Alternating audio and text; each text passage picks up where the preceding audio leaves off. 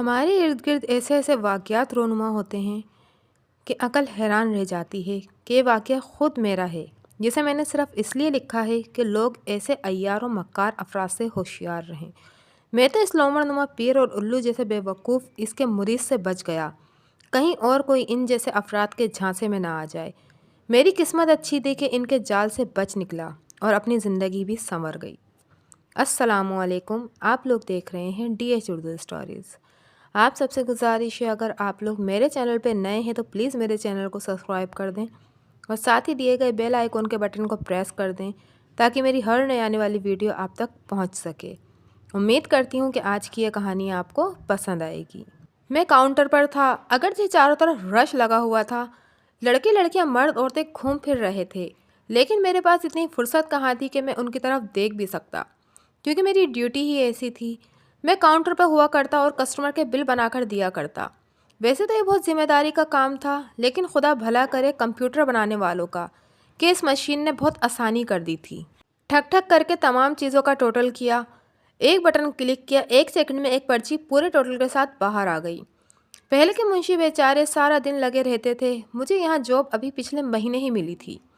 اگرچہ میرے لیے کچھ دشواریاں بھی ہو گئی تھیں، پھر بھی اللہ کا شکر تھا کہ میں اچھی خاصی سیلری لے رہا تھا۔ یہ جاب بھی ایک مہربان نے لگوا دی تھی۔ پہلے تو یہ سن کر مجھے کچھ عجیب سا لگا تھا کہ مجھے کسی شاپ کے کاؤنٹر پر بیٹھنا پڑے گا۔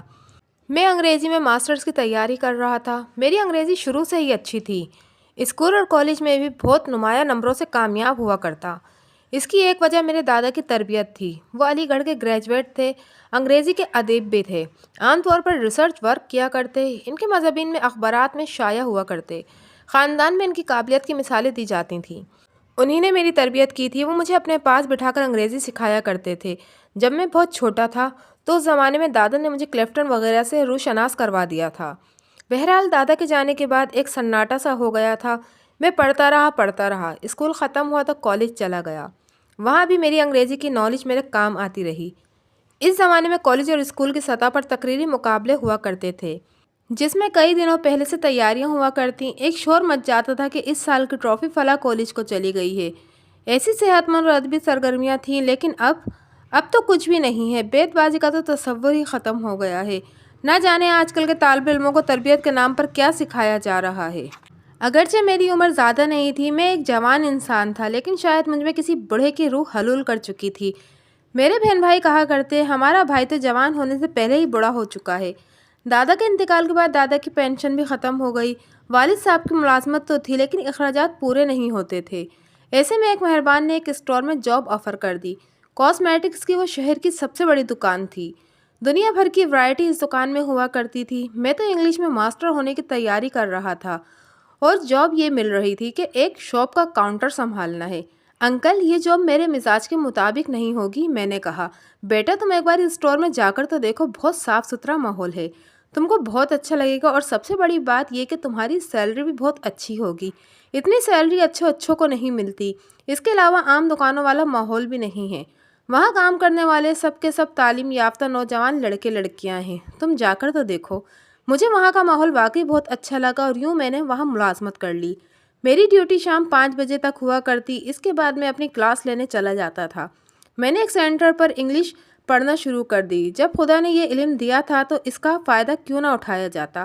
ایک دن میں سر جھکائے رجسٹر کی خانہ پوری کر رہا تھا کہ کسی کی خوبصورت آواز نے چونکا دیا۔ وہ ایک دلکش لڑکی تھی اور مجھ سے مخاطب تھی۔ جی مس، فرمائیے۔ مجھے کور گرل کی کاسمیٹک چاہیے، اس نے بتایا۔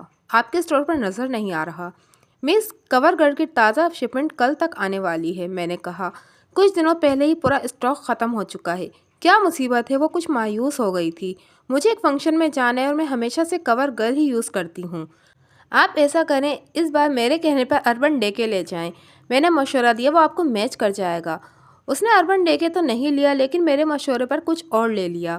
اس سے یہ اندازہ ہو گیا کہ اس کا ٹیسٹ بہت اچھا ہے۔ آپ کی پسند یا ناپسند بھی آپ کے پس منظر کو بتا دیتی ہے۔ آپ کی باڈی لینگویج بھی بہت کچھ بتا دیتی ہے۔ اس اسٹور میں جاب کرنے کے بعد مجھے ایسی بہت سی باتوں کا اندازہ ہو گیا تھا۔ وہ اپنا بل ادا کر کے چلی گئی۔ یہ ایک معمول کی بات تھی، لیکن نہ جانے کیوں مجھے اس کا خیال آتا رہا۔ ایک بات تو طے تھی کہ وہ کسی امیر گھرانے سے تعلق رکھتی تھی، کیونکہ اس نے جس قسم کی شاپنگ کی تھی وہ ہزاروں میں تھی۔ بیچاری عام لڑکیاں تو مقامی کاسمیٹکس سے ہی کام چلا لیتی ہیں۔ ایک ہفتے کے بعد وہ پھر آ گئی۔ اس بار بھی وہ کاسمیٹکس کے لیے آئی تھی۔ نہ جانے کیوں میرا دل چاہا کہ اس سے کچھ باتیں کروں۔ میں نے اس سے کہا، مس اتنی جلدی آپ کی کاسمیٹکس ختم بھی ہو گئی؟ نہیں ختم تو نہیں ہوئی، وہ مسکرا دی۔ میں نے گفٹ پیک بنا کر اپنی ایک دوست کو گفٹ کے طور پر دے دیا تھا۔ اس کا مطلب یہ ہوا کہ اب آپ دوسرے گفٹ پیک کی تیاری کر رہی ہیں۔ وہ ہنس دی۔ ایک بات بتانا بھول گیا کہ ہمارے درمیان باتیں اس دن انگلش میں ہو رہی تھی۔ اس نے خود کہا، مسٹر، میرا خیال ہے کہ میرا نام گلزار ہے۔ میں نے کہا، واہ! وہ مسکرا دی۔ اچھا نام ہے، اور میں شرمین ہوں۔ یہ بھی اچھا نام ہے، میں مسکرا کر بولا۔ یہ تھی ہماری دوستی کی ابتدا۔ دوسری بار وہ اس وقت آئی تھی جب میں آف کر کے اسٹور سے باہر جا رہا تھا۔ وہ میرے ساتھ ہولی تھی۔ آپ تو شاپنگ کے لیے آئی تھی نا؟ میں نے پوچھا۔ چلیے شاپنگ پھر کر لوں گی۔ اسٹور سے باہر اس کی شاندار گاڑی کھڑی تھی۔ میرا اندازہ درست ہوا تھا کہ وہ ایک امیر گھرانے کی لڑکی تھی۔ اس دن تو وہ چلی گئی تھی، لیکن اس کے بعد جب شاپنگ کے لیے آئی تو اس نے مجھے اپنے ساتھ کافی کی آفر کی۔ میں تیار ہوں مس شرمین، میں نے کہا، لیکن ایک شرط کے ساتھ، اور وہ شرط یقیناً مردانہ انا اور خودداری کی ہوگی۔ یعنی بل آپ ادا کریں گے؟ ہاں ایسا ہی ہے، میں نے کہا، یہ ہماری روایت ہے۔ اچھا بابا، لگتا ہے تم میں کسی بوڑھے کی روح حلول کر گئی ہے۔ اوہ خدا، یہ بات بہت سے نے بھی کی ہے۔ ٹھیک ہی کہا ہے، چلو اب۔ اس نے مجھے اپنی گاڑی میں بٹھا لیا۔ ہم ایک بڑے ہوٹل میں آ گئے۔ اس نے آرڈر دینے کے بعد پوچھا، مسٹر گلزار، کبھی کبھی ایسا کیوں ہوتا ہے کہ ہم بہت جلد کسی کے قریب ہو جاتے ہیں؟ اس کا جواب یہ ہے کہ ہمارا ایک دوسرے سے ذہن میچ کر جاتا ہے۔ کیا آپ اس نظریے پر یقین رکھتے ہیں کہ اور کوئی چیز بھی ہوا کرتی ہے؟ جی ہاں، 100%، میں نے کہا۔ اگر یہی ہمیں ایک دوسرے کے قریب لے آتا ہے اور اگر منفی ہو تو ایک دوسرے سے دور لے جاتا ہے۔ ٹھیک کہتے ہیں آپ۔ اس نے ایک گہری سانس لی۔ ایک بات کہوں، تمہاری انگلش بہت اچھی ہے، بہت روانی سے انگلش بول لیتے ہو۔ پہلے ایک بات طے کر لو کہ تم مجھ سے تم کہہ کر مخاطب کرو گی یا آپ کہہ کر؟ میرا خیال ہے کہ تم کہہ کر، اس نے مسکراتے ہوئے کہا، کیونکہ آپ میں بلا وجہ کا تکلف ہو جاتا ہے۔ چلو ٹھیک ہے، تمہارے سوال کا یہ جواب ہے کہ میں انگلش میں ماسٹر کر رہا ہوں، میں نے بتایا۔ اوہ، اس کی آنکھیں چمک اٹھیں۔ یہ تو تم نے بہت اچھی بات بتائی، کیونکہ میں خود بھی انگلش ہی میں ماسٹرز کر رہی ہوں۔ ایک بات بتا دوں، ویسے تو میرے گھر کا ماحول ہی ایسا ہے کہ انگلش زیادہ بولی جاتی ہے، لیکن لٹریچر کی بات ہی الگ ہوتی ہے، اس میں قابلیت کی ضرورت ہوتی ہے۔ پھر میں اسے بتا رہا کہ مجھے شروع ہی سے اس سبجیکٹ سے دلچسپی رہی ہے۔ میرے گھر کا ماحول ذرا مختلف ہے، اس نے کہا۔ اگرچہ میرے ڈیڈ پیسے والے آدمی ہیں اور ان کی کئی فیکٹریز ہیں، ہر ماہ لاکھوں کی انکم ہے، لیکن اس کے باوجود ان کا مزاج بہت مختلف ہے۔ وہ پیروں فقیروں پر یقین رکھتے ہیں۔ مجھے اس پر کوئی حیرت نہیں ہوئی۔ میں نے کہا، پیسے والے عام طور پر وہمی ہوا کرتے ہیں، ان کی ہر وقت اپنی دولت کے چھن جانے کا خوف رہتا ہے، اس لیے وہ ایسے باباؤں کے چکر میں پڑ جاتے ہیں جو ان کی خوش اعتقادی کا بھرپور فائدہ اٹھاتے ہیں۔ گلزار، تم ٹھیک کہتے ہو، ڈیڈ اس آدمی پر بہت بھروسہ کرتے ہیں۔ خیر چھوڑو، یہ بتاؤ، اگر میں تم سے کوئی بات کہوں تو مان لو گے؟ ہاں کہو۔ کیا تم میرے گھر آ سکتے ہو؟ اس نے پوچھا۔ تمہارے گھر؟ ہاں، مجھے انگلش میں گائیڈ کرنے کے لیے، اس نے کہا۔ ویسے تو میری انگلش بہت اچھی ہے، لیکن پوئٹری کا شعبہ کمزور ہے، شاعری سمجھ میں نہیں آتی، چاہے انگلش کی ہو یا اردو کی۔ تو آ جاؤں گا، لیکن تمہارے پیرنٹس؟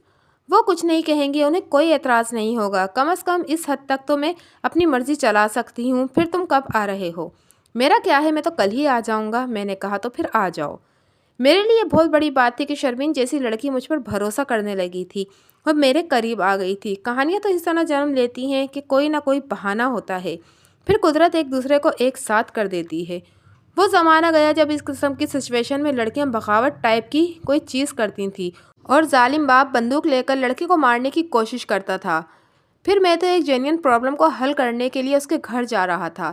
ٹیوٹر کا ایک مقام ہوا کرتا ہے، بہت ممکن تھا کہ اس کا باپ ذرا مختلف انسان ثابت ہو۔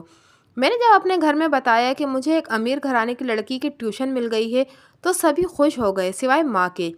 بیٹا، یہ بھی تو سوچو کہ یہ سب کیسے کر سکو گے؟ تم صبح سے شام تک اسٹور میں محنت کرتے ہو، پھر شام کے وقت اس لڑکی کے پاس جایا کرو گے، اس کے علاوہ پڑھائی بھی چل رہی ہے۔ سب ہو جائے گا اماں، میں نے کہا۔ یہی عمر ہوتی ہے محنت کی، اور ویسے بھی پڑھانا تو میرا شوق ہے، مزہ آتا ہے مجھے۔ اس کے بعد اماں چپ ہو گئی۔ میں دوسری شام وعدے کے مطابق شرمین کے گھر پہنچ گیا۔ واقعی بہت بڑا مکان تھا اس کا، ایک بڑا سا گیٹ جس پر ایک مسلح دربان کھڑا ہوا تھا۔ میں نے اسے جب اپنا نام بتایا تو اس نے جلدی سے کہا، آ جائیے صاحب، بیوی نے آپ کے بارے میں بتا دیا تھا۔ اس کا مطلب یہ تھا کہ سب ٹھیک ہی تھا۔ وہ مجھے اپنے ساتھ ڈرائنگ روم میں لے آیا۔ اس شاندار ڈرائنگ روم کو میں دیکھتا ہی رہ گیا۔ کیا نہیں تھا اس میں؟ بس ایک ہی لفظ کہا جا سکتا ہے، عالی شان۔ دربان مجھے بٹھا کر چلا گیا تھا۔ کچھ دیر بعد شرمین بھی آ گئی۔ میں اسے پہلی بار گھریلو لباس میں دیکھ رہا تھا، ورنہ وہ عام طور پر جینس یا ٹراؤزر میں ہوا کرتی تھی۔ اس گھریلو لباس میں وہ بہت اچھی لگ رہی تھی۔ خیریت تو ہے نا؟ اس طرح آنکھیں پھاڑ پھاڑ کر کیوں دیکھ رہے ہو؟ وہ شوق لہجے میں بولی۔ میں یہ دیکھ رہا ہوں کہ مشرقی لڑکی مشرقی لباس میں کتنی اچھی لگتی ہے۔ میں نے کہا، اوہ، بے تکلف ہونے کی کوشش کر رہے ہو؟ نہیں، میری ابھی اتنی ہمت کہاں کہ میں تم سے بے تکلف ہو سکوں۔ پھر وہی دیوداس بننے کی ٹرائی۔ ارے بابا، ہم نارمل زندگی اور نارمل ماحول کے لوگ ہیں، ہمارے لیے اتنا ہی بہت ہے کہ ہم ایک دوسرے کو جاننے لگے ہیں۔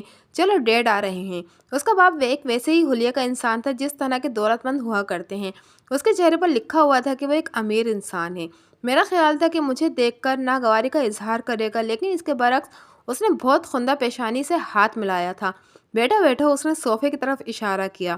شرمین تمہارے بارے میں سب کچھ بتا چکی ہے۔ میں اس کے سامنے والے صوفے پر بیٹھ گیا۔ شرمین کمرے سے باہر چلی گئی تھی۔ دیکھو، مجھے وہ نوجوان پسند آتے ہیں جن میں اسپارک موجود ہے، جو تھک کر کسی ایک جگہ بیٹھ نہ گئے ہوں۔ میں تم میں وہی اسپارک دیکھ رہا ہوں۔ بہت بہت شکریہ جناب۔ تعلیم حاصل کرتے ہو، ایک نہ ایک دن اپنی منزل پر پہنچ ہی جاؤ گے۔ جی جناب۔ اس کی باتوں سے مجھے تقویت مل رہی تھی۔ میں نے بھی بے انتہا محنت کی، پھر خدا نے مجھے سب کچھ دے دیا۔ اب خدا کے کرم اور حضرت کی دعاؤں کے طفیل میرے پاس سب کچھ ہے۔ شرمین نے بتایا تھا کہ اس کے ڈیڈ کسی پیر کو اپنا مرشد مانتے ہیں۔ اس وقت اس بات کی تصدیق ہو گئی تھی۔ میں نے یوں ہی کریدنے کے لیے پوچھا، جناب، آپ نے ابھی حضرت کی دعاؤں کا ذکر کیا ہے، تو حضرت سے کیا مراد ہے؟ وہ صوفے پر سنبھل کر بیٹھ گیا۔ میں اپنے مرشد کی بات کر رہا ہوں، حضرت صابر صابری، جن کی دعائیں ہمیشہ میرے ساتھ رہی ہیں، اور سب سے بڑی بات یہ ہے کہ وہ جو کہہ دیں وہ پتھر کی لکیر ہو جاتا ہے۔ میں نے بارہا آزمایا ہے، ایسا ہی ہوگا جناب، کیونکہ میں خود ایسی دعاؤں پر یقین رکھتا ہوں۔ اتنی دیر میں ملازم ناشتے کا سامان لے کر آ گیا تھا۔ بہت کچھ تھا۔ کچھ دیر بعد شرمین بھی آ گئی تھی۔ وہ مجھے اور اپنے ڈیڈ کو گھل مل کر باتیں کرتا دیکھ کر بہت خوش ہوئی تھی۔ اس کی خوشی اس کے چہرے سے ظاہر ہو رہی تھی۔ کچھ دیر کے بعد ادھر ادھر کی باتیں کرتے رہے، پھر میں نے اجازت لے کر واپس آ گیا۔ زندگی میں پہلی بار اتنی سرشاری کی کیفیت ہو رہی تھی۔ بہت اچھا محسوس ہو رہا تھا۔ قسمت اچانک ہی مہربان ہو گئی تھی۔ ایک تو شرمین کی محبت، پھر اس کے ڈیڈ کی توجہ، جو میرے لیے بہت کچھ کر سکتا تھا۔ ایسا اتفاق کم ہی ہوا کرتا ہے۔ قسمت بڑے امتحانوں کے بعد ہی مہربان ہوا کرتی ہے، لیکن مجھ پر تو ہر طرح مہربان ہوتی جا رہی تھی۔ شرمین کے ڈیڈ کی باتوں اور اس کی توجہ سے یہ ظاہر ہوتا تھا کہ اگر میرے رشتے کی بات ہوئی تو وہ انکار نہیں کرے گا۔ گھر جا کر جب میں نے اپنی امی کو یہ سب بتایا تو وہ بھی خوش ہو گئی تھی۔ یہ تو بہت اچھی بات ہے، کاش یہ سب خواب نہ ہو۔ نہیں اماں، یہ سب خواب نہیں ہے، حقیقت ہے، تعبیر ہے۔ وقت ایک سا نہیں رہتا، بدلتا رہتا ہے، بس اللہ کی مہربانیاں چاہیے، اور اس کی مہربانیاں تمہارے ساتھ ہو گئی ہیں بیٹا۔ بس اس کا شکر ادا کرو اور اپنا فرض ادا کرتے رہو۔ 2-3 دنوں کے بعد میں نے شرمین کے گھر جانا شروع کر دیا۔ میں ٹیوشن کے پیسے نہیں لینا چاہتا تھا، لیکن خود اس نے ضد کی اور 10,000 فیس مقرر کر دی۔ اندازہ لگا لیں، میں اسٹور پر 8-9 گھنٹے کام کر کے 10,000 کماتا تھا، اور یہاں صرف 1 گھنٹے کے 10,000 مل رہے تھے۔ شرمین خود ایک ذہین لڑکی تھی، اسے مجھ سے کچھ سیکھنے کی ضرورت نہیں تھی۔ اس کے باوجود اس نے مجھ سے انگلش کی ٹیوشن لینی شروع کر دی تھی، نہ جانے کیوں۔ اس کا بھید ایک دن خود اسی نے ظاہر کر دیا۔ جانتے ہیں گلزار صاحب، میں نے کیوں آپ کو پڑھانے کی زحمت دی ہے؟ تم خود ہی بتا دو، سامنے کی بات ہے۔ اس طرح کم از کم آپ سے روزانہ ملاقات تو ہوتی رہتی ہے نا۔ اس نے بڑے سلیقے سے اپنی بات کہہ دی تھی۔ میرے لیے یہی بہت تھا کہ اس بہانے مجھ سے قریب آتی جا رہی تھی۔ اب دیکھنا یہ تھا کہ اس کے ڈیڈ کیا کہتے ہیں۔ ایک بات تو طے تھی کہ ان لوگوں سے اسٹیٹس میں بہت کم تھا۔ دوستی اور ٹیوشن وغیرہ کی تو بات الگ تھی، لیکن یہ میرا خواب ہی ہوتا کہ میں اس گھر میں اپنی شادی کی بات کرتا۔ کس بنیاد پر؟ کیا تھا میرے پاس؟ یہی نہ کہ میں ایک محنتی اور ایماندار انسان تھا۔ میری انگلش بہت اچھی تھی، اور کیا تھا؟ کچھ بھی نہیں۔ یہ بات شرمین بھی جانتی تھی اور اس کے ڈیڈ کو بھی معلوم تھا۔ میں سوچتا ہی رہتا تھا کہ ایک دن امی نے میری یہ الجھن دور کر دی۔ دیکھو بیٹا، اس طرح صرف سوچنے سے کام نہیں چلے گا۔ ایسا نہ ہو کہ سوچتے ہی رہ جاؤ اور اس کا باپ اس کا ہاتھ کسی اور کے ہاتھ میں دے دے، تو پھر کیا کروں؟ مشورہ دیں۔ سیدھی سی بات ہے، صاف صاف بات کر لو۔ زیادہ سے زیادہ یہی ہوگا نا کہ انکار ہو جائے گا، اور کیا ہو سکتا ہے، لیکن تیرے دل کی خلش ختم ہو جائے گی۔ تیری یہ بے بسی دیکھی نہیں جاتی مجھ سے، سوچ سوچ کر بیمار پڑ جائے گا۔ لیکن انکار نہیں ہوا۔ ایسا لگتا تھا کہ شرمین کے والد اسی انتظار میں بیٹھے تھے کہ میں ان سے اظہار کروں گا۔ بہت اچھا ہوا بیٹا کہ تم نے خود ہی بات کر لی، انہوں نے کہا، ورنہ میں تو خود یہی سوچ رہا تھا، لیکن تکلف آڑے آتا تھا کہ ایک بیٹی کا باپ ایسی بات کس طرح کرے۔ تو کیا آپ؟ میری آواز لڑکھڑانے لگی تھی۔ آپ اس رشتے سے کے لیے راضی ہیں؟ 100% انہوں نے کہا۔ ایسا کرو تم کسی دن اپنے بزرگوں کو ہمارے یہاں بھیج دو۔ میں کل ہی ابو کو بھیج دیتا ہوں جناب، میں خوشی سے بولا۔ میں نے جب گھر والوں کو بتایا تو کسی کو یقین نہیں آیا۔ ابو نے کہا بیٹا، یہ سرمایہ دار اور صنعت کار لوگ ایسے ہی ہوتے ہیں، ایسے مہربان کسی پر نہیں ہوتے کہ اپنی بیٹی اس کے حوالے کر دیں، کوئی نہ کوئی بات ضرور ہے۔ جی ابو، بات تو صحیح ہے، اور وہ ہے شرمین جیسی لڑکی کے ساتھ۔ وہ ایک سلجھی ہوئی لڑکی ہے، اس کے نظریات بالکل مختلف ہیں، اور یہ سوچ اس کے ذہن میں لٹریچر کے شوق نے پیدا کیا ہے۔ وہ ایک حساس دل کی لڑکی ہے، اس کے لیے پیسوں وغیرہ کی کوئی اہمیت اس لیے نہیں ہے کہ اس نے اپنے ڈیڈ کے یہاں دولت کی ریل پیل دیکھی ہے، اسی لیے کوئی پرواہ نہیں ہے۔ ابو مسکرا دیے۔ ادب پڑھ پڑھ کر ادبی باتیں کرنے لگے ہو؟ جی ابو، اس کے علاوہ سیکھا ہی کیا ہے؟ چلو ٹھیک ہے، تمہارے کہنے پر چلا جاؤں گا۔ دوسرے دن شرمین نے پڑھتے ہوئے وقت پوچھا، کیا ہوا؟ ڈیڈ نے کیا کہا؟ کیا تم کو معلوم نہیں؟ نہیں، میں اندر چلی گئی تھی، اس نے کہا۔ پھر تم مجھ سے کچھ کہے بغیر چلے گئے؟ ڈیڈ کچھ دیر بعد کہیں میٹنگ میں جا چکے تھے، اس لیے کچھ معلوم ہی نہ ہو سکا۔ انکل میرے اور تمہارے رشتے کے لیے تیار ہیں، میں نے بتایا۔ کیا واقعی؟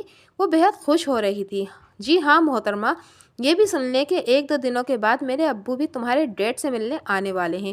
اس کی آنکھیں چمکنے لگی تھیں۔ عورت کی باڈی لینگویج مرد سے بالکل مختلف ہوتی ہے، اس کو سمجھنا بھی ایک علم ہوتا ہے۔ مرد تو اپنی خوشی کا اظہار اچھل کود کر دیتا ہے، اور عورت کی آنکھیں بولتی ہیں۔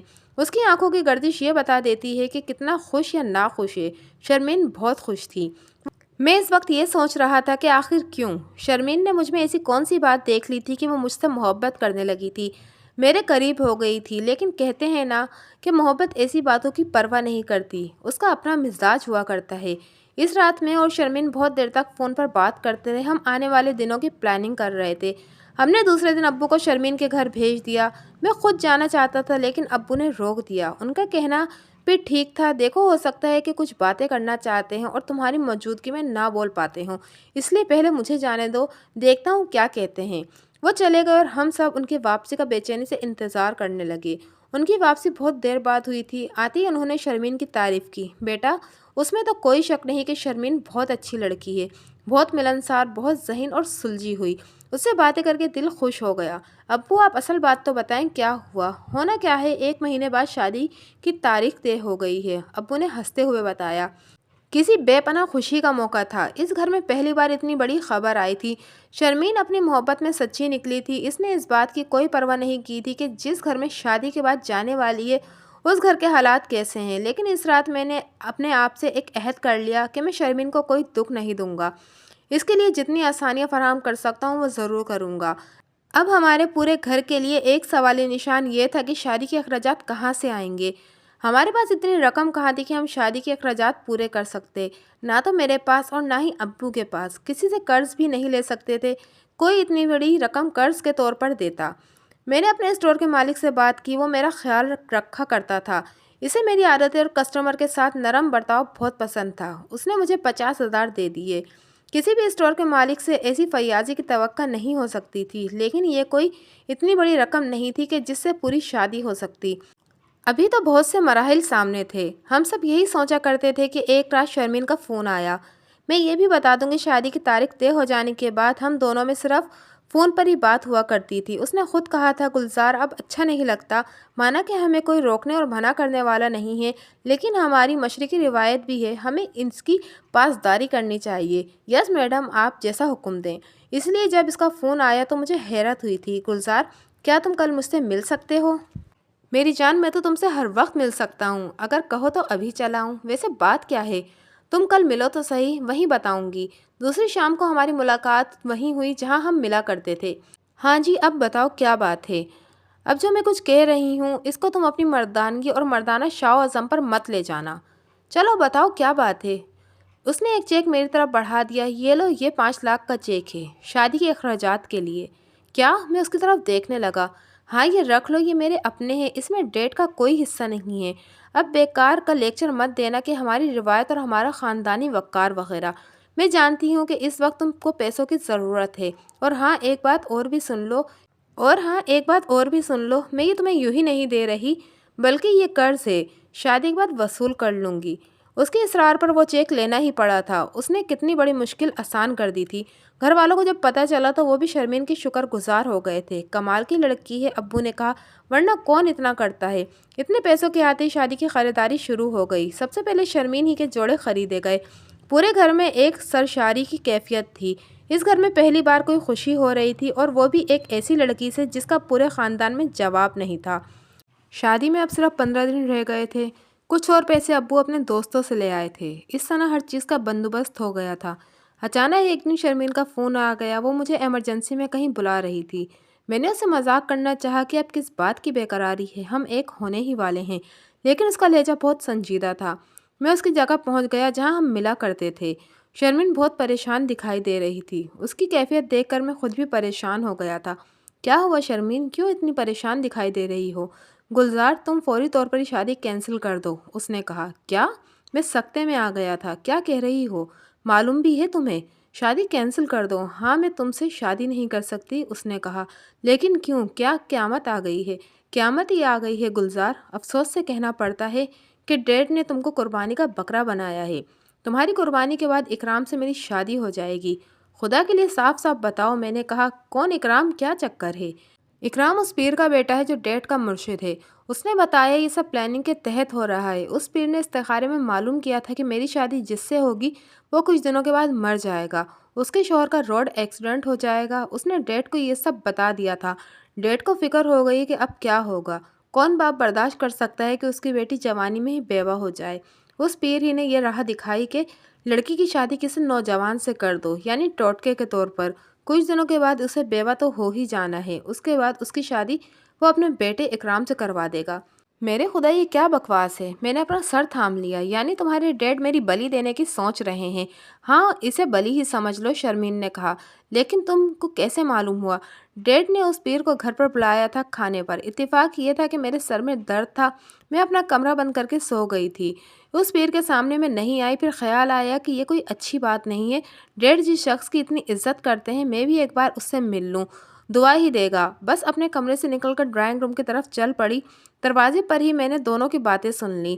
پیر ڈیڈ کو سمجھا رہا تھا کہ مجھے کھٹکا سا ہوا، اور میں وہیں رک کر دونوں کی باتیں سننے لگی۔ اور جب پوری بات سمجھ میں آئی تو میرے ہوش اڑ گئے۔ میں الٹے قدموں واپس ہو لی اور تم سے رابطہ کر لیا۔ یہ ہے کہانی۔ میرے خدا، میں نے اپنا سر تھام لیا۔ شرمین، کیا یہ سچ ہے؟ ہاں، بالکل سچ ہے، اس نے کہا۔ تو یہ سب کیا ہے؟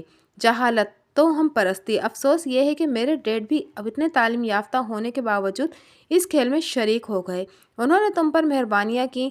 تم یہ سمجھے کہ وہ بہت بڑے انسان ہیں جو اپنے دولت مند ہونے کے باوجود تم جیسے غریب انسان سے بیٹی کی شادی کرنے کے لیے راضی ہو گئے۔ چلو اپنے ڈیڈ اور ان کے توہم کو رہنے دو۔ یہ بتاؤ تم کیا کہتی ہو؟ گلزار، اگر یہ سب سچ ہے تو پھر میں تمہاری زندگی کا سودا نہیں کر سکتی۔ شرمین، یہ سب توہم ہے، میں نے کہا۔ تو تم یہ سوچو کہ اس پیر نے یہ پورا کھیل اس لیے رچایا ہے کہ تم سے اپنے بیٹے کی شادی کر سکے اور تمہارے ڈیڈ کی دولت اس کے گھر میں آ جائے۔ افسوس یہ ہے کہ تم بھی اس وہم میں مبتلا ہو کر مجھ سے شادی سے انکار کر رہی ہو۔ تو پھر تم ہی بتاؤ میں کیا کروں؟ شادی، میں نے کہا، اس انداز سے نہیں جو شادی کا ہوا کرتا ہے۔ تم مجھ سے کورٹ میرج کر لو، اس کے بعد دیکھی جائے گی کہ کیا ہوتا ہے۔ اگر خدا کو منظور ہوا تو کچھ بھی نہیں ہوگا، میں زندہ رہوں گا، یہ میرا دل کہہ رہا ہے۔ تم ابھی اپنے ڈیڈ کو مت بتانا، ورنہ وہ یہ شادی نہیں ہونے دیں گے، کیونکہ ان پر اس پیر کا بھوت سوار ہے۔ شادی کے بعد ہم دونوں اس کے پاس چلیں گے، پھر دیکھتے ہیں کیا ہوتا ہے۔ لیکن تمہارے گھر والے، تم ان کی فکر مت کرو، میں ان کو سمجھا دوں گا، میں نے کہا، اور وہ یہ سب سن کر چکرا جائیں گے۔ لیکن ایک خطرہ اور بھی ہے۔ وہ کیا؟ بہت ممکن ہے کہ تمہارے گھر والے انکار کر دیں۔ وہ کیوں؟ اس لیے کہ والدین یہ کہاں گوارا کر سکتے ہیں کہ ان کی اولاد کو کسی تجربے کی بھینٹ چڑھا دیا جائے، خاص طور پر ماں۔ شرمین کا کہنا بالکل درست تھا۔ بہت مشکل تھا کہ یہ سب سن لینے کے بعد میری امی مجھے اس شادی کی اجازت دے دیتیں۔ بہت پیچیدہ صورتحال ہو گئی تھی۔ اس کمبخت پیر نے سارا کام خراب کر دیا تھا۔ سارے معاملات ٹھیک ہو چلے تھے، کم از کم میں تو یہی سمجھتا تھا کہ اب مجھے کیا معلوم تھا کہ ابھی اس راہ میں بہت دشواریاں ہیں۔ پھر بھی میں نے یہی بہتر سمجھا کہ ابو کو اعتماد میں لیا جائے۔ میں نے جب ان کو بتایا تو وہ بھی سن کر دنگ رہ گئے۔ ان کی آنکھیں کھل گئی تھیں۔ اب سمجھا کہ اس آدمی نے ہم پر اتنی مہربانیاں کیوں کی، وہ اتنا ہمدرد کیوں بن رہا تھا۔ وہ تمہیں اپنی بیٹی پر قربان کرنا چاہتا تھا۔ ابو، ایک بات بتائیں، کیا آپ کو ایسی باتوں پر یقین ہے؟ میں نے پوچھا۔ ہرگز نہیں، یہ سب شرک ہے، کفر ہے، پاگل پن ہے۔ ابو نے کہا، تو پھر مجھے اجازت دیں کہ میں شرمین سے کورٹ میرج کر لوں۔ ایک بات بتاؤ، جب تم تیار ہو، وہ لڑکی تیار ہے، تو تم نے مجھے اعتماد میں لے لیا ہے، تو پھر کورٹ میرج کی کیا ضرورت ہے؟ ضرورت اس لیے ہے کہ ہم اس شادی کو چھپانا چاہتے ہیں، میں نے کہا، کم از کم کورٹ میرج کے مرحلے تک۔ اس کے بعد تو سب سامنے آ ہی جانا ہے۔ اب ایک بات اور ہے، اور وہ یہ ہے کہ شرمین کا باپ شادی سے انکار تو نہیں کر رہا ہے نا؟ نہیں، وہ تو تیار ہے۔ تو یہ شادی پراپر کیوں نہیں ہوتی؟ دیکھو بیٹا، اگر خدا نہ کرے کچھ ہونا ہے تو وہ تو دونوں صورتوں میں ہوگا، چاہے گھریلو شادی ہو یا کورٹ میں ہو۔ کیوں اتنا جھنجٹ کیا جائے؟ ہاں ابو، یہ تو ہے۔ بس اتنا خیال رکھو کہ بات اپنی ماں کو مت بتانا، بھول جاؤ کہ شرمین نے کچھ سن لیا ہے اور اس نے تمہیں بتا دیا ہے۔ گول کرو، کچھ بھی نہیں ہوگا۔ ابو کی بات سمجھ میں آ گئی تھی، ہم خواہ مخواہ ناک کو گھما کر پکڑ رہے تھے۔ شرمین بھی سمجھ گئی تھی۔ بس شرمین، ہم باقاعدہ شادی کر لیتے ہیں اور ایک دوسرے کی خیر کی دعائیں کرتے رہتے ہیں، خدا نے چاہا تو سب کچھ ٹھیک ہو جائے گا۔ شادی میں تو کوئی رکاوٹ پہلے بھی نہیں تھی، ابھی بھی نہیں ہوئی۔ ہماری شادی ہو گئی۔ اس دن میں نے پہلی بار اس پیر کو دیکھا جس نے شرمین کے ڈیڈ کو یہ پٹی پڑھائی تھی۔ اس کے بیٹے اکرام کو دیکھا، وہ ایک عجیب سا ہونک سا انسان تھا۔ کمال ہی کیسے کیسے گھناؤنے کردار کے لوگ ہوا کرتے ہیں جو کسی کے اعتقاد سے فائدہ اٹھاتے ہیں، اتنی نام نہاد بزرگی کا دھوس جتاتے رہتے ہیں، غیب کا علم بتانے کی کوشش کرتے ہیں۔ اور کیسے وہ لوگ ہوتے ہیں جو ایسے لوگوں کو اپنا اوتار سمجھ لیتے ہیں۔ میں یہ دیکھ رہا تھا کہ شرمین کے ڈیڈ اس کی خاطر تواضع میں بچھے جا رہے تھے۔ اس شخص اور اس کے بیٹے کے لیے کھانے کی میز الگ لگائی گئی تھی۔ اس رات میں نے شرمین سے کہا، شرمین، تمہیں ایک بات بتا دوں، ظاہر کے خدا کے حکم سے مجھے کچھ نہیں ہوگا۔ اس کے بعد کیا ہوگا؟ کیا ہونا ہے؟ دونوں سر پکڑ کر بیٹھ جائیں گے۔ شرمین نے کہا، میرا خیال ہے کہ ایسا کچھ نہیں ہوگا۔ تمہارے ڈیڈ کے ذہن میں نہ صحیح، لیکن اس پیر کے ذہن میں مجھے مارنے کی کوئی نہ کوئی پلاننگ ضرور ہوگی۔ اوہ، میں نے ایسا سوچا ہی نہیں تھا۔ مجھے لگ رہا ہے کہ ایسا ہی ہوگا۔ وہ پیر بہت کمینہ دکھائی دیتا ہے۔ اس کا چہرہ بتا رہا تھا کہ وہ اندر سے بے رحم اور خود غرض انسان ہے۔ گلزار، اب مجھے بھی ڈر لگنے لگا ہے۔ تم اپنا خیال رکھنا اور بہت احتیاط کرنا۔ کم از کم 1 ماہ تک تو کچھ بھی نہیں ہوا، لیکن پھر وہ سب کچھ ہو گیا جس کے لیے کہا گیا تھا۔ میں اس صبح اپنے اسٹور جانے کے لیے نکلا۔ شرمین نے مجھے دروازے تک آ کر الوداع کیا۔ ابو پہلے جا چکے تھے۔ گھر میں امی اور بہن بھائی تھے۔ میں عام طور پر گھر سے نکل کر کچھ دور تک واک کرتا ہوا آتا تھا، جہاں ایک اسٹینڈ تھا۔ وہاں سے 4 سواریاں والی ٹیکسی مل جاتی تھی۔ یہ وہ ٹیکسیاں ہوتی تھیں جو 4 ایک ہی روٹ کے پیسنجر کو بٹھا لیتی ہیں۔